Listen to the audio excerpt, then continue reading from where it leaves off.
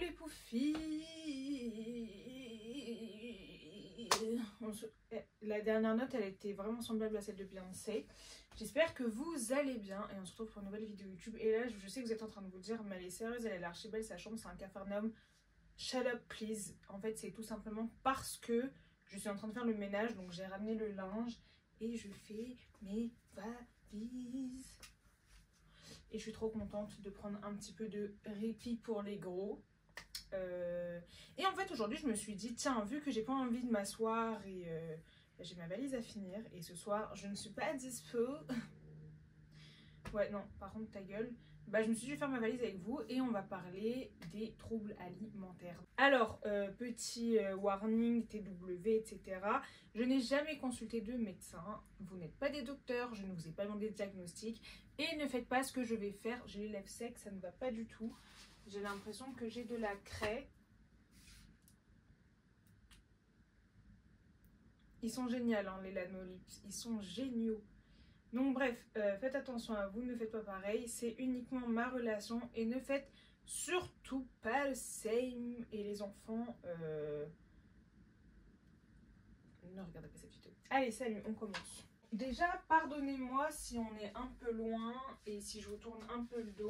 Mais bon, vous êtes là pour écouter en fait, donc faites pas chier. Puis sinon, je m'assois, mais je pense que ça va finir comme ça parce que ça va être compliqué de parler et de réfléchir en même temps. La meuf est par 3 jours, pourquoi? Donc bref, on me demande tout le temps, ouais Léa, alors c'est quoi ta relation avec la nourriture? Comment ça va? Et ben écoutez, ça ne va pas. Voilà, ça ne va pas. La relation avec la nourriture que j'ai, elle est extrêmement compliquée. On va se remettre un petit peu dans le temps. Donc comme je vous ai dit, l'année dernière, et ceux qui n'ont pas vu ma vidéo sur ma perte de poids, je vous invite à aller la voir parce qu'elle est vraiment géniale. L'année dernière, en fait, j'ai fait une grosse phobie alimentaire. Donc peut-être là, je vais parler et pour vous, ce sera tellement dit facilement que c'est faux. Mais non, c'est juste parce que bah, j'ai eu le temps de m'en rendre compte et de me rendre compte que c'était vraiment n'importe nawak. En fait, donc comme vous savez, moi, quand j'ai perdu du poids, j'ai pas fait toutes les choses qui étaient parfaites. C'est-à-dire que j'ai supprimé beaucoup d'aliments, j'ai fait énormément de phobies. Mais bon, ça, à la limite, non, je prends pas ça, les moches. C'est pas à la limite le plus gros sujet. En fait, le problème, c'est que l'année dernière, enfin là où c'est un peu déraillé, c'est que j'ai fait une phobie alimentaire. C'est-à-dire que là, vraiment, j'étais arrivée à un stade où mon corps, il ne voulait plus maigrir. Et moi, voilà, j'ai un idéal de poids dans ma tête, que je ne dirai pas parce que j'ai peur que certaines personnes veulent l'atteindre et que ça attise la même chose et tout. J'ai un idéal de poil dans ma tête. De poil, oui, de poil. De poil. En fait, ça me fait chier de faire ma valise, donc on va juste discutailler, je crois. Cet idéal, j'arrivais pas à l'obtenir. Ça veut dire que c'est à cette période-là où vraiment j'ai fait tous les régimes possibles et inimaginables. C'est-à-dire que du Dukan à du Tonon, à du fruit, à de la... franchement, j'ai tout fait en un laps de temps et mon poids sur la balance, il augmentait. Et sans cesse, quand on me demandait, ouais Léa, c'est quoi la pire chose qui puisse t'arriver? Et bah toujours je disais, c'est de prendre du poids. Et en fait, les gens ils pensaient que c'était une blague. Mais non, en fait, c'était absolument très honnête. Ma phobie, c'était en fait le pire truc qui pouvait m'arriver, c'était de prendre du poids. Et c'est encore actuel, hein. Et donc pour moi, c'était hyper compliqué parce que... j'arrivais pas à perdre. En fait, mon corps, il stagnait. Et en fait, ça veut dire que le soir, j'étais arrivée à un stade où, en fait, je vous jure que je pleurais devant mon assiette parce que, en fait, j'avais peur de manger. J'avais peur parce que dans ma tête, je prenais du poids, mais je mangeais peu et je faisais des micro-malaises et je me regardais dans le miroir et en fait, mon image, elle me dégoûtait. Et en fait, j'ai fait une phobie où là, j'ai perdu mes règles. Complètement. En fait, elles avaient complètement disparu. Et moi, voilà, vu que je suis pas une meuf... en fait, j'avais jamais fait le lien. Donc, tu vois, je les ai perdus 1 mois, 2 mois, 3 mois. Et là, à cette période-là, je crois j'étais à 800 calories. Hein. 700 et tout. Et encore, parce que des fois, comme je vous ai dit, le soir, je ne mangeais pas. Je me suis dit, non, par contre, Léa, en fait, tu ne peux pas perdre tes règles. Là, c'est vraiment de... Là, en fait, c'est vraiment, t'es irresponsable, en fait. Vous voyez les films genre type To the Bone sur Netflix, d'ailleurs, c'est un de mes films préférés. En fait, tu vas... C'est pas méchant, mais en fait, tu vas être comme ça, tu vas finir comme ça. Ça où toi, tu disais que toi, t'atteindrais jamais ce seuil-là parce que non, tu te contrôles. Mais tu contrôles rien du tout, t'es en train de perdre le... T'es en train de perdre le fil, ma grande. T'es en train de perdre le fil. Et en fait, le fait de perdre le fil et de m'en rendre compte, ça m'a un peu inquiétée, tu vois. Donc, je me suis dit, quoi, je vais aller voir une nutritionniste. Très bonne initiative de ma part, hein, je ne dis pas que c'est mauvais. Et en fait, cette nutritionniste, bah, comme vous le savez, m'a dit qu'il fallait faire une reverse diet, manger plus. Mais qui dit manger plus, dit prendre du poids. Et là, je vous jure que je mangeais même pas de ouf. Je vous jure, je devais être à 1003, 1004. Vraiment, genre... Et là, mon corps, il a fait comme ça. Genre, j'essaie de mettre un petit dessin pour dire fou, genre. Et là, je suis rentrée dans un stade où, en fait, j'ai fait une phobie de mon corps. Mais une vraie phobie. C'est-à-dire que quand je sortais de la douche... Et j'ai encore ces tics-là. Hein. Vous voyez, moi, j'ai un miroir ici. Bah, en fait, dès que je suis toute nue, je me mets dos. Je m'habillais dans la salle de bain. J'arrive pas à me regarder nue, complètement nue, parce que je vais voir mon ventre, parce que je vais voir ça, mes bras, mes trucs, mes machins. Du coup, en fait, toujours je m'habille dos, je mets toujours ma culotte, parce que mes culottes, elles sont souvent grandes, donc elles montent un peu haut. Et genre, je m'habille... Et c'est un truc qui est encore très actuel. J'ai beaucoup de mal. Il y avait des fois où bah, j'étais dans la rue ou assise, et en fait, je me prenais de profil, parce que je sentais que je prenais du visage, mais ici... Parce que moi, quand j'ai perdu du poids, je vous jure, c'est bête. Quand je courais sur le tapis à Fitness Park, je voulais qu'on voie ça. C'était mon but premier. C'était qu'on voie mes, je sais pas comment ça s'appelle, mes os d'ici. Et je sentais qu'on les sentait mal. Quand je mettais de profil, je sentais qu'on voyait plus... ça là, la cage thoracique, je crois. Non, les côtes. Et là, c'était trop grave. C'était trop dur. Vraiment, c'est une période de ma vie qui était très dure. Et en fait, à ça, moi, il faut savoir que je suis une personne... Ne me jugez pas, s'il vous plaît. Je régurgite. Voilà, c'est le mot que... Voilà, c'est très grave. C'est un truc qui n'est absolument pas à faire ni à refaire et ni à défaire. Mais voilà, moi, j'ai honte. J'ai honte de ouf parce que, en fait, ça a commencé de manière à ce que ce soit genre quand je fais un écart. Parce qu'en fait, c'est psychologique. Quand je fais un écart... quand je vais sortir, vas-y, je me dis vas-y, mais c'est toujours contrôlé parce que quand je mange bien, et ben je le fais pas, donc ça reste contrôlé, même si c'est très grave, ça reste contrôlé. Et là c'était affreux parce qu'en fait c'était tout le temps, donc l'année dernière à la période du Ramadan. Donc j'aime bien vous montrer bref, en fait, ouais, j'arrive pas à faire ma valise en même temps.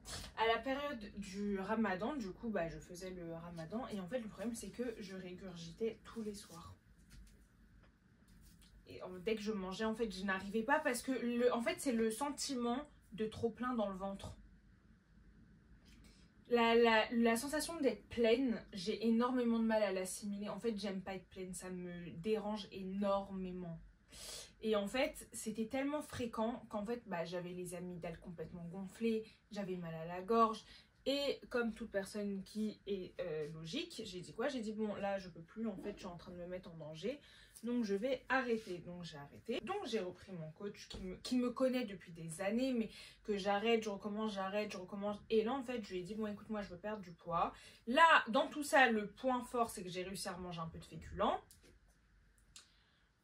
Voilà, donc j'ai perdu, mais doucement, doucement, doucement.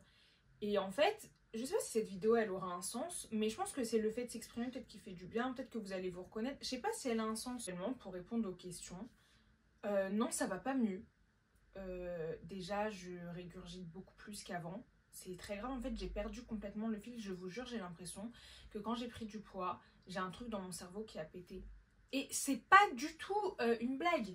J'ai l'impression que j'ai un truc dans mon cerveau qui a sauté et en fait où j'ai perdu le fil en fait. J'ai perdu mon fil. Parce que je ne peux pas manger sans régurgiter. J'y pense. Et c'est un toc en fait. Ça vient tout seul, c'est un toc. Et j'ai peur. Et je me regarde. Et la nuit, des fois, je suis comme ça. Et je regarde mon ventre. Et j'ai bronzé. Et je regarde mes bras. Et mon visage. Et je pleure. Et je suis triste. Et et après je me dis non ça va, parce que dans tout ça j'arrive pas à baisser les bras, parce que bah Dieu merci, je suis une fille, je suis hyper têtue, parce que je sais le corps que je veux, mais l'atteindre est très compliqué, parce que la balance aussi c'est compliqué, parce que je revois que je reprends sur la balance, mais oui, c'est du muscle, mais je m'en branle que ce soit du muscle. Moi, je veux pas faire ce poids-là, j'ai pas réussi à avoir mon idéal, mais je vois que mon corps il commence à se tracer, donc c'est bien, mais non, parce que mes cuisses elles se touchent plus, parce que moi je voulais rentrer dans mes jeans. Donc c'est compliqué en fait. Ma relation avec mon corps elle est extrêmement compliquée. Je pensais pas que... En fait, je pensais pas que je perdrais autant de fil. Et je sais que certains d'entre vous vont me dire oui, mais va consulter. Moi, vous savez, je suis une vraie DZ. Dans mes veines, là, c'est de l'Algérie. Et en fait, dans ma tête, je me dis, tu sais quoi? Ah, toi!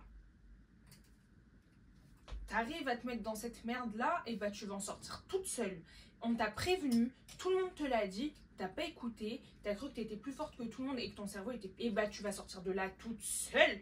Tu vas... C'est quoi? C'est que toi, tu vas sortir de là. Je suis vraiment un tyran. Enfin voilà, c'était pour vous raconter. Sinon, à part ça, ça va bien. Parce que mis à part ça, j'ai réussi à voir un petit peu de lumière. Et vous savez que moi, je suis une fille, je suis extrêmement négative et je vois aussi sombre qu'un trou duc. Mais je réussis, j'ai des projets. Je suis stressée, je sais pas si ça se voit. Mais je sais pas si je sortirai cette vidéo. Je vous jure, c'est vrai, là, je la tourne et tout. On est là, on papote, on rigole, on transpire, on range. Parce qu'en fait, je n'ai rien fait. Hein. À part foutre la merde dans ma chambre, je n'ai rien fait. Je n'ai rien fait. Mais ça fait du bien de l'extérioriser, de se rendre compte à quel point j'ai pu être bête et que je suis littéralement folle. Mais c'est pas grave. Voilà, j'ai réussi à avoir des projets. Mais en tout cas, ça m'a fait plaisir. On n'a pas fait cette valise, vous avez servi à rien. Mais c'est pas grave, ça m'a fait plaisir de m'extérioriser et de vous faire un petit point sur mon corps, sur mon état psychologique et ma folie. Tout ça pour vous dire que il faut pas se fier aux apparences, que... Qu'est-ce qu'elle raconte celle-là? Non, mais que malheureusement, ne pas perdre du poids bien, c'est pas une bonne chose. Vouloir être têtu et penser qu'on est plus fort que les autres, ce n'est pas une bonne chose. Faites les choses bien, soyez bienveillants avec vous, ne perdez pas du poids pour perdre du poids, faites-le pour un bien-être personnel. Prenez soin de vous, c'est important, la santé mentale c'est extrêmement important, sinon vous allez finir comme moi. Bien que je sais que vous voulez m'en parler parce que je suis extrêmement fraîche, mais ça faut dire merci à Rosa, c'est ma mère. Voilà, c'est tout ce que j'ai à vous dire. Prenez soin de vous les poufis. Si jamais, en tout cas, quelqu'un s'est ressenti, c'est reconnu dans tout ça et qu'elle a besoin, que vous avez besoin de parler, filles, garçons, enfin, je sais que ça peut arriver à tout le monde, parce que oui, il n'y a pas que les filles qui sont atteintes par ce type de folie, et que si vous voulez parler, bah, franchement, je vous réponds et j'aimerais bien échanger avec vous et vous conseiller. Oui, parce que des fois, c'est souvent les gens qui sont au plus bas qui savent le mieux conseiller. Et je vais écrire un livre. Je vais écrire un livre. Bref, n'oubliez pas de me dire ce que vous pensez de cette vidéo, de vous abonner sur mes réseaux sociaux et sur YouTube aussi, je le dis jamais, mais ça serait sympa parce que j'ai vraiment envie de me lancer bien sur YouTube. J'aime bien ce nouveau concept où je raconte ma life. Et sur mes réseaux, encore une fois, je le répète, Snapchat, TikTok, Instagram. Et prenez soin de vous les poufis. Voilà.